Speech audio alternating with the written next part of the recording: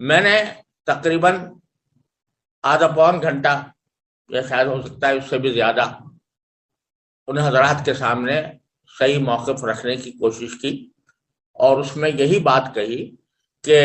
یہ جو آپ نے طریقہ اختیار کیا ہے یہ اسلامی حکومت کے خلاف، پاکستان اسلامی ریاست ہے، اس کا دستور اسلامی دستور ہے، اس کا کام اس کو بحیثیت مسلمان کے آپ کو تسلیم کرنا چاہیے، اس کے بارے میں آپ کا ارتداد یا کفر کا فیصلہ یا فتویٰ بالکل غلط ہے۔ آپ حضرات نے 20 سال تک یہ جو اسلحہ اٹھائے، اور اسلحہ اٹھا کر آپ نے بچوں کو آپ نے نہیں بخشا، عورتوں کو آپ نے نہیں بخشا، علماء کو آپ نے نہیں بخشا، اور اس کے ذریعے آپ یہ بتائیے 20 سال کی جدوجہد میں کوئی ادنا تبدیلی ملک کے اندر آ سکی؟ میں آپ حضرات کے سامنے بلا خوف تردید یہ بات عرض کرتا ہوں کہ میری اس گفتگو کے بعد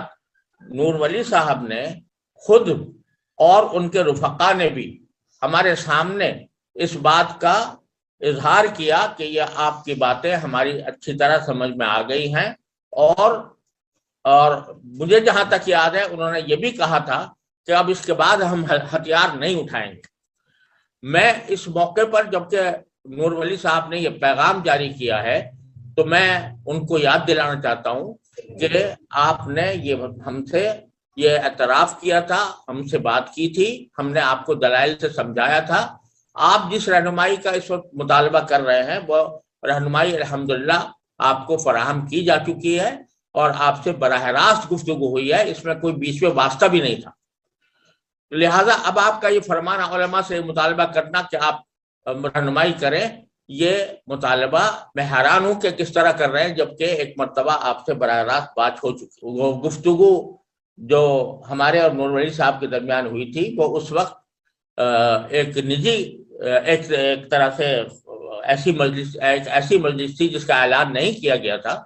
لیکن جب یہ کہا جا رہا ہے کہ علماء نے ہماری رہنمائی نہیں کی، ہم سے اس سلسلے میں بات نہیں کی، تو اس لیے مجھے اس واقعے کا اظہار کرنا میرے لیے ضروری ہو گیا، اس وجہ سے میں آپ حضرات کے سامنے یہ اظہار کر رہا ہوں۔ البتہ انہوں نے جس مسئلے پر بہت زیادہ زور دیا وہ فاٹا کے انضمام کا مسئلہ تھا کہ فاٹا کو کیوں منظم کیا گیا ہے خیبر پختونخوا کے ساتھ۔ یہ ایک سیاسی مسئلہ تھا، ہم نے ان سے کہا کہ یہ سیاسی مسئلہ ہے، اس کو سیاسی سطح پر ہی آپ سیاسی لوگوں سے بات کریں، ہم جہاں تک تعلق ہے جو دینی پہلو ہے اس مسئلے کا اس کے بارے میں آپ سے بات کر رہے ہیں، اور فاٹا کے انضمام یا عدم انضمام کے بارے میں ہمارا کوئی ایسا موقف نہیں ہے کہ جس کو ہم دلائل کے ساتھ پیش کر سکیں، جو ایک سیاسی معاملہ ہے، سیاسی لوگوں سے آپ اس کو طے کریں۔ یہ بات بھی میں نے اس وقت عرض کی تھی، لیکن لگ یہ رہا تھا کہ جیسے یہ جو دینی معاملہ ہے یا نظریاتی معاملہ ہے اس کے بعد وہ ایک طرح سے پیچھے رہ گیا تھا ان حضرات کے نزدیک، اور فاٹا کا مسئلہ زیادہ آ گیا تھا۔ یہ اجتماع ایک بار پھر اس بات کا اعادہ کرتا ہے کہ پاکستان ایک ایسی ریاست ہے کہ جو مسلمان ہے، اس کا دستور اس کے مسلمان ہونے کی گواہی دیتا ہے، اور ایسا دستور ہے جو دنیا میں کسی اور ملک کے اندر نہیں پایا جاتا۔ اس ریاست کے خلاف کوئی مسلح کارروائی ہماری نظر میں کھلی بغاوت ہے، حرام ہے، ناجائز ہے، ہم کبھی اس کی تائید نہیں کر سکتے۔ پاکستان کا مطلب کیا؟ لا الہ الا اللہ، بچے بچے کی زبان پر یہ نعرہ تھا۔ آج ہمارے موجودہ ماحول میں وہ لوگ بہت کم ہوں گے جنہوں نے پاکستان کی تحریک کو اپنی آنکھوں سے دیکھا، جنہوں نے اپنی آنکھوں سے پاکستان بنتے ہوئے دیکھا۔ آج کے حکمران برسر اقتدار لوگ، چاہے وہ سول اداروں سے تعلق رکھتے ہوں یا ملٹری اداروں سے تعلق رکھتے ہوں، وہ ہیں کہ جنہوں نے اپنی آنکھوں سے وہ منظر نہیں دیکھا جب پاکستان بن رہا تھا۔ اور اس وقت بھی ہمارے اس اجتماع میں شاید ہی کوئی ایسا آدمی ہو، اور میرے خیال ہے کہ کوئی نہیں ہے سوائے میرے، جنہوں نے پاکستان بنتے ہوئے دیکھا، جنہوں نے پاکستان کے لیے جو نعرے لگائے گئے تھے، جو تحریک چلائی گئی تھی، اس کا نظارہ کیا ہو۔ میں اس وقت بہت کم سن بچہ تھا، لیکن اتنا شعور ضرور تھا کہ آس پاس کے ماحول میں جو پاکستان کی تحریک چل رہی تھی اور قدم قدم پر پاکستان زندہ باد، لے کے رہیں گے پاکستان، خون کی ندیاں بہائیں گے، پاکستان بنائیں گے کے نعرے اس وقت سے، بچپن کے وقت سے کانوں میں گونجتے ہیں. اور یہ ہماری ماضی قریب کی تاریخ میں پہلا ملک تھا جو اس بنیاد پر وجود میں آ رہا تھا کہ یہ مسلمانوں کے لیے ہے، اور اس کا مقصود یہ ہے کہ مسلمان کسی غیر مسلم کے تسلط سے آزاد ہو کر ایک ایسے ملک میں قیام پذیر ہوں کہ جو صرف مسلمانوں کی اقتدار کے تحت چلے، اور وہاں مسلمان اپنے مقصد وجود اور اپنے دین کو قائم رکھ سکیں اور اس کا تحفظ کر سکیں. مجھے یاد ہے کہ میرے والد ماجد بانی دارالعلوم حضرت مولانا مفتی محمد شفیع صاحب قدس اللہ تعالیٰ سرہ اس تحریک میں نمایاں کردار کے حامل تھے. حضرت شیخ الاسلام علامہ شبیر احمد صاحب عثمانی رحمۃ اللہ علیہ کے قریبی رفقا میں سے تھے، اور ملک بھر میں پاکستان کے حق میں رائے عامہ ہموار کرنے کے لیے جگہ جگہ دورے بھی کیے تھے. تو ایک مرتبہ جالندھر میں ایک جلسہ تھا جس میں حضرت والد ماجد قدس اللہ تعالیٰ سرہ کو مدعو کیا گیا تھا، اور آپ نے وہاں پاکستان کے قیام کے حق میں تقریر فرمائی. اس تقریر کے دوران ایک صاحب نے کھڑے ہو کر حضرت والد ماجد قدس اللہ تعالیٰ سرہ سے یہ سوال کیا کہ مولانا آپ پاکستان کے حق میں بیان کر رہے ہیں، تو یہ بتائیے کہ کیا پاکستان بننے کے بعد وہاں واقعتاً اسلامی نظام قائم ہو جائے گا جس کی آپ دعوت دے رہے ہیں؟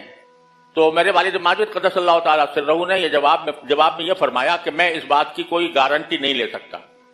لیکن ایک بات کی میں گارنٹی لے سکتا ہوں، وہ یہ کہ وہاں پر ہم پر کوئی گاندھی، کوئی نہرو، کوئی پٹیل حکومت نہیں کر رہا ہوگا. وہاں حکومت کرنے والے مسلمان ہوں گے، اور اگر مسلمان عوام چاہیں گے اور تو ان کو ایک موقع میسر ہوگا کہ وہ اس ملک میں اسلامی نظام قائم کرنے کی جد و جہد کر سکیں. یعنی غیر منقسم ہندوستان میں ہمارے پاس کوئی ایسا راستہ نہیں ہے کہ ہم ملک میں شریعت کے نفاذ کی یا اسلامی نظام کے نفاذ کی کوشش بھی کر سکیں. وہاں کوشش بھی کرنے کا موقع نہیں. لیکن پاکستان جب بنے گا تو وہاں پر چونکہ کوئی غیر مسلم ہمارے اوپر حکمران نہیں ہوگا، اس لیے میں امید رکھتا ہوں کہ وہاں پر ہمیں اس جد و جہد کا موقع ملے گا، اس کوشش کا موقع ملے گا کہ ہم اس ملک کے اندر اسلامی شریعت کا نفاذ کریں، اسلامی نظام قائم کریں. یہ تھا پیش نظر ہمارے ان اکابر کے جنہوں نے پاکستان کی تحریک کی حمایت کی تھی اور اس پاکستان کی تحریک کے لیے اپنی جان و مال کی قربانیاں دی تھی. یعنی پہلے ہی قدم پر یہ بات واضح کر دی گئی تھی کہ ایسا نہیں ہے کہ ادھر پاکستان بنا اور ادھر اسلامی نظام نافذ ہو گیا. جس رات پاکستان بنا اسی رات پاکستان کے اندر اسلامی نظام قائم ہو گیا. بلکہ مجھے یاد ہے کہ حضرت والد ماجد قدس اللہ تعالیٰ سرہ سے ایک اور موقع پر یہ سوال کیا گیا کہ اس وقت تحریک پاکستان کے جو قائدین ہیں، جیسے قائد اعظم محمد علی جناح یا مرحوم نوابزادہ لیاقت علی خان مرحوم یا سردار عبدالرب نشتر وغیرہ وغیرہ، تو کیا آپ ان کے بارے میں یہ سمجھتے ہیں کہ یہ جب برسر اقتدار آئیں گے تو اسلام نافذ کر دیں گے؟ تو یہ فرمایا، بعض لوگوں نے کہا کہ یہ آپ کو یہ سب دھوکہ دے رہے ہیں، اور اس دھوکے میں آ کر آپ ان کے ساتھ لگ گئے ہیں، لیکن یہ وہاں پر پہنچنے کے بعد آپ کو کہیں دھوکہ نہ دے جائیں. تو حضرت والد ماجد رحمۃ اللہ علیہ نے اس کے جواب میں اکبر الہ آبادی کا ایک شعر پڑھا. اکبر الہ آبادی کا شعر ہے کہ دام میں یار کے میں دیدہ و دانستہ پھنسا، دام میں یار کے میں دیدہ و دانستہ پھنسا، مجھ کو نادان نہ سمجھیں دل دانا والے. یعنی یہ اگر فرض کرو دھوکہ بھی دے رہے ہیں تو اس دھوکے کو ہم حقیقت میں تبدیل کرنے کے لیے ایک کوشش جاری کریں گے، ایک جد و جہد کریں گے، اور وہ جد و جہد کا راستہ ہمیں ملے گا. لہذا دام میں یار کے میں دیدہ و دانستہ پھنسا، مجھ کو نادان نہ سمجھیں دل دانا والے. تو پہلے دن سے جو ہمارے اکابر کے ذہن میں پاکستان کا تصور تھا وہ یہ تھا کہ ایک ایسا خطہ زمین ہمیں اللہ تبارک و تعالی عطا فرمائیں گے جہاں ہمیں جد و جہد کا موقع ملے گا، ہمیں کوشش کا موقع ملے گا کہ ہم اس ملک کے اندر اسلامی نظام نافذ کر سکیں۔ یہ تھا بنیادی تصور ہمارے اکابر کے ذہن میں جنہوں نے پاکستان بنانے کی حمایت فرمائی تھی۔ اور یہ حقیقت ہے کہ اس اعتبار سے اگر دیکھیں تو پوری دنیا میں کہیں بھی ایسا کوئی ملک ایسا کوئی نہیں ملے گا جس میں یہ تحریک پرامن انداز میں چل رہی ہو کہ یہاں پر اسلامی شریعت کا نفاذ کیا جائے۔ ساری دنیا میں کہیں بھی کسی بھی ملک میں کوئی سیاسی تحریک، کوئی غیر سیاسی تحریک اس بات کے لیے کہ یہاں پر اسلامی نظام کے قائم کرنے کی کوشش کی جائے، یہ کہیں موجود نہیں۔ اور بلکہ اب اس وقت ہندوستان کے حالات اگر آپ دیکھیں تو وہاں پر مسلمان انتہائی ضیق اور اذیت میں ہیں۔ صرف مسلمان ہونا جرم قرار پا گیا ہے، صرف مسلمان ہونا۔ اور وہاں پر جو ہندوتوا کے نام سے جو تحریک چل رہی ہے اور وہی برسر اقتدار بھی ہے، وہ صرف مسلمان ہونے کی بنیاد پر لوگوں کو مارتے ہیں، کاٹتے ہیں، ان کے ساتھ ظلم و ستم کا روا رکھتے ہیں۔ تو ان اکابر کے ذہن میں یہ منقشہ تھا کہ اگر یہ پاکستان وجود میں نہ آیا تو پورے ملک کے جو مسلمان ہیں وہ اس قسم کے ظلم و ستم کا شکار ہوں گے جس طرح کا ظلم و ستم آج ہندوستان میں روا رکھا جا رہا ہے۔ تو اس لیے انہوں نے یہ ملک قائم کیا تھا۔ یہ ہماری شامت اعمال ہے کہ جب پاکستان قائم ہو گیا تو اس کے جو ابتدائی قائدین تھے وہ اللہ تعالیٰ کی مشیت سے 1 ڈیڑھ 2 سال کے اندر ہی سب کے سب رخصت ہو گئے۔ یعنی جنہوں نے کم از کم زبانی طور پر یہ وعدے کیے تھے کہ ہم یہاں پر اسلامی نظام قائم کریں گے، اور ان باتوں کی وجہ سے ان کو ووٹ ملے تھے، ان کی بنا پر ان کو منتخب کیا گیا تھا، اور فی الجملہ اور دوسرے حکمرانوں کے مقابلے میں الحمدللہ وہ بڑے غنیمت بھی تھے۔ تو ان میں مثلا نوابزادہ خان لیاقت علی خان مرحوم جو پہلے وزیر اعظم تھے پاکستان کے، تو وہ بڑے مخلص آدمی تھے، اور انہوں نے پاکستان کے لیے باوجود نوابزادہ ہونے کے جب ان کو شہید کیا گیا تو شہادت کے بعد ان کے بینک بیلنس میں یا ان کے جیب میں یا ان کے خزانے میں کچھ 6,000 روپے پائے گئے تھے، سارے اتنے بڑے نواب کے،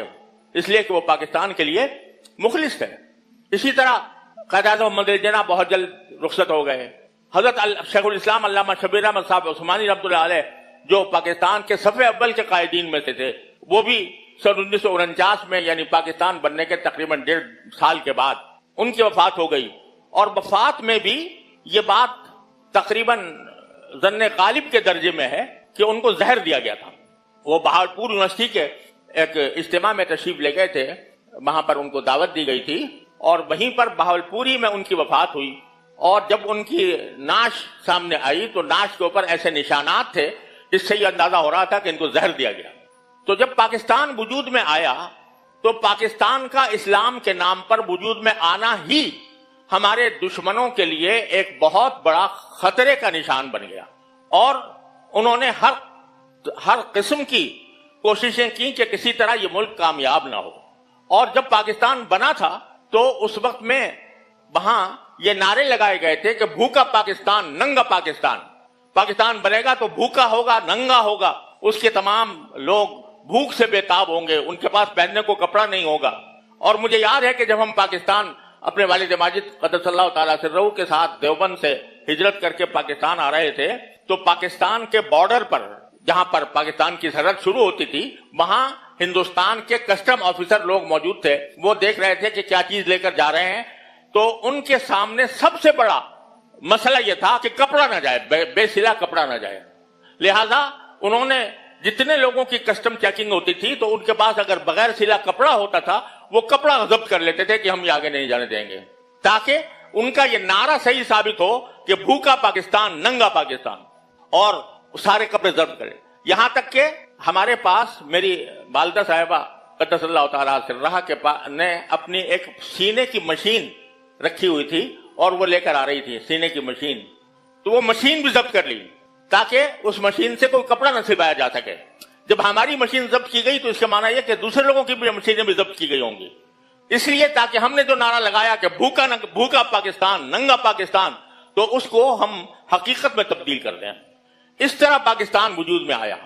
اور وہ منظر ہم نے دیکھا ہے، اب اس کے دیکھنے والے شاید موجود بھی نہیں رہے، کہ جب پاکستان کے سیکریٹریٹ میں لوگ دفتر میں کام کرتے تھے تو ان کے پاس وہ جو پیپر ویٹ ہوتا ہے، یعنی جس سے کہ کاغذات کو دبا کر رکھا جاتا ہے، پیپر ویٹ کے بجائے پتھر استعمال ہوتے تھے، اور وہ جو آل پن ہوتی ہے جس سے کہ ایک کاغذ کو دوسرے کاغذ سے جوڑا جاتا ہے، تو وہ آل پن کے بجائے کانٹے استعمال کیے جاتے تھے، کانٹوں سے، آل پن نہیں تھے، پیپر ویٹ نہیں تھے۔ پاکستان کے حصے میں جو